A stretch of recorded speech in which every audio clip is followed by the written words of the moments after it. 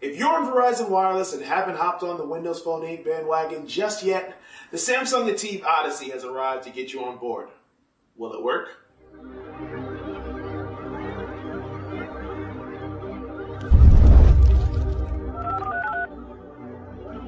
I already did a hardware review, but just to do a quick recap, here are the specs. It's got Windows Phone, so you know that it has a 1.5 gigahertz dual-core processor.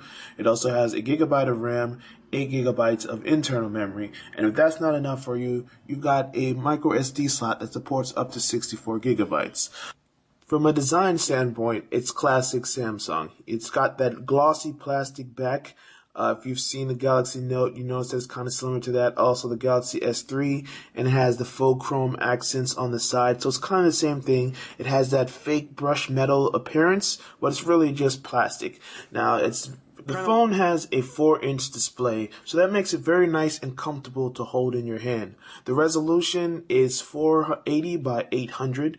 Now, that on itself isn't bad, but it's a pen-tile display, so it looks pretty bad when you're doing other things. When you're watching videos, you would expect it to be HD content, just be nice and fluid, but actually what happened is you end up getting like this thin little mesh that you see over the screen, so things don't appear as clear as they should be. The problem gets even worse once you start reading text. Let me switch tabs so you can see what I mean. When you're reading text, especially black over white backgrounds, which is pretty much the entire web, the text appears pixelated and dotty and rugged and jagged, and it's just not a pleasant experience at all. It's kind of disappointing because the screen is one of the most important aspects of a phone, and they just didn't get it right here. As far as software, you pretty much know what you're getting because this is Windows Phone 8. There's a standard way of approaching everything. You have your music from Xbox. You have Internet Explorer, which is actually a pretty good browser.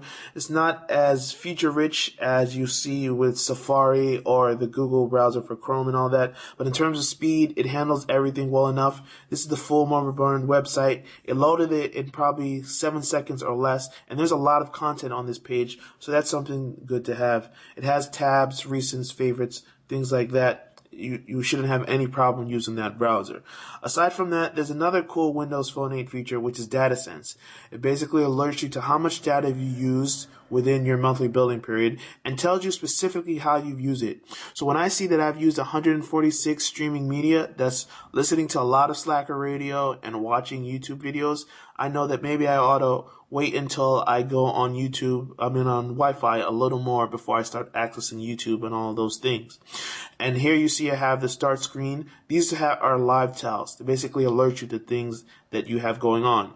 So rather than just saying, tap on this to access your email, it alerts me, says, hey, you have one unread email that you should access. If I don't want to have this on there anymore, I can just long press on it. I have multiple options. I can change the size to only be that big, or I can get rid of it altogether. And then I can change this to be smaller or expand and take up across the whole screen. But there are also some things that are unique to Samsung. These are some apps that Samsung has preloaded on the device. My favorite is Now because it's basically a snapshot of what's going on around you. It tells you your local weather, gives you a forecast, and you can scroll down and add more cities. So if you're going to be in Chicago and you say, man, this weather's worse than here, maybe I ought to go to Miami instead. You can scroll through and you can get news from Yahoo News, and it refreshes every time you come in. You can choose a category, so if you want sports or you want world news, politics, anything like that. Has stocks. You can track specific indices, or you can your own personal stock portfolio. And then you can also check the current currency rates and then go back, and that's pretty much Now. Easy to access. It has a live tile, so it's always going to tell you the weather right here, and you tap on it to get your news and things. If you want something a little more robust when it comes to news, you can use this RSS reader that'll link with your Google account, and then you can choose which categories if you have labels in Google. So I have one that's set up for all my mobile stuff that I'm tracking, all my tech stuff. And then you can just choose to add a specific feed or a section, and you can browse through your list just like that.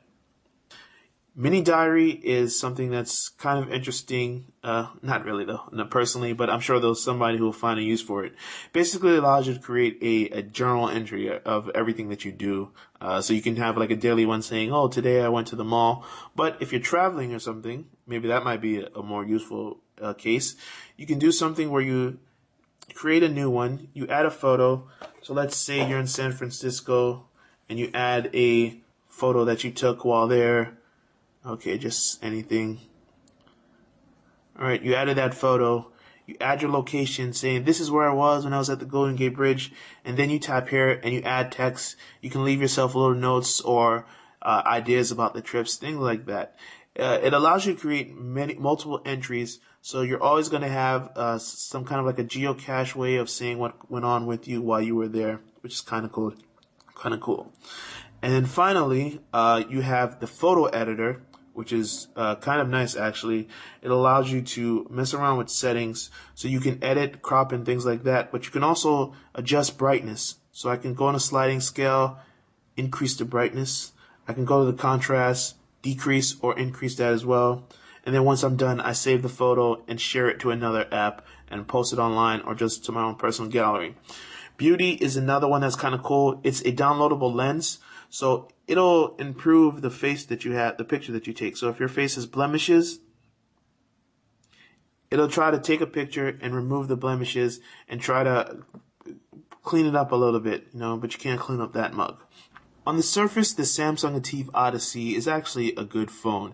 It has some nice features because Windows Phone 8 has some standardizations that create a good experience no matter which phone you have. It benefits from that. But there are some things to take away from this. Even within the confines of Windows Phone, the app choices are not as plentiful as you'll get with a Nokia device. You can get the Nokia Lumia on Verizon for the same price basically and get a better experience with more apps and a better screen. This screen takes a lot away from this device. Unfortunately, the pen tile setup just really distracts you when you're reading or watching videos, and that's kind of disappointing. Samsung has some nice features built in, but they're not enough to overlook the shortcomings of this phone. So if you want to get a Verizon phone and you want Windows Phone 8, you're better off getting the ACC 8X or the Lumia 822. The ATIV Odyssey just isn't going to cut it. It has some nice features, some strong qualities, but the distractions from it are really hard to overlook. So in the end, I'd skip this phone.